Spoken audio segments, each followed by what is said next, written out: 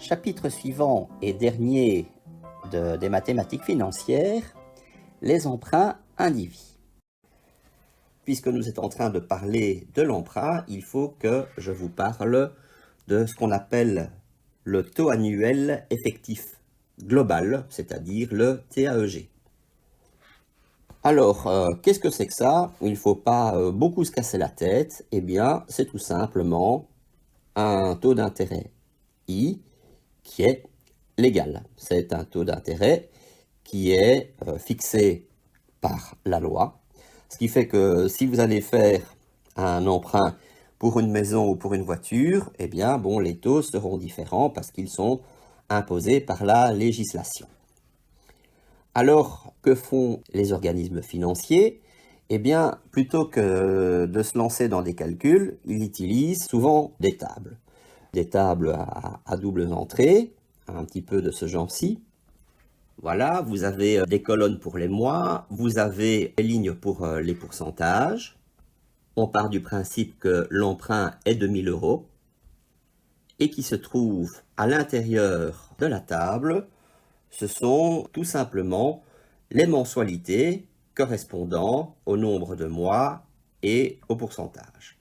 Donc, prenons un exemple.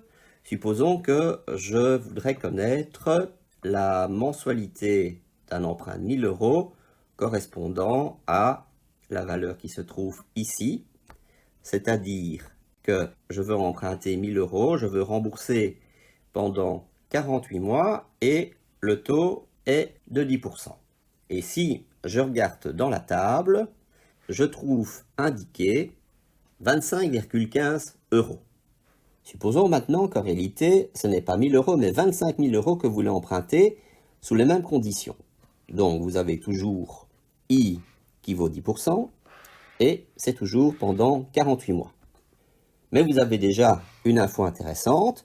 Vous savez que si vous avez emprunté 1000 €, vous allez avoir une mensualité de 25,15 €. Si vous voulez passer à un emprunt de 25 000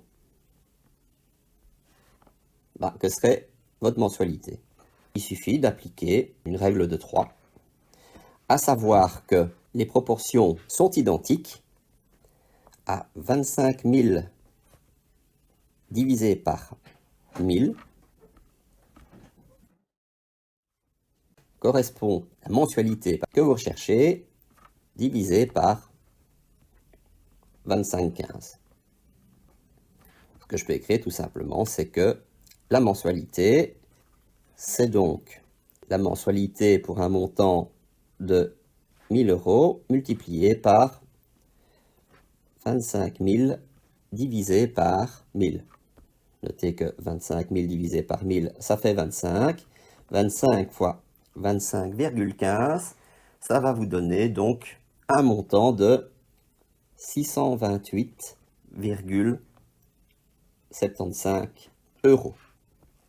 Remarque, si vous voulez connaître du coup la perte de votre côté, eh bien vous avez payé 628,75 € pendant 48 mois pour un emprunt de 25 000.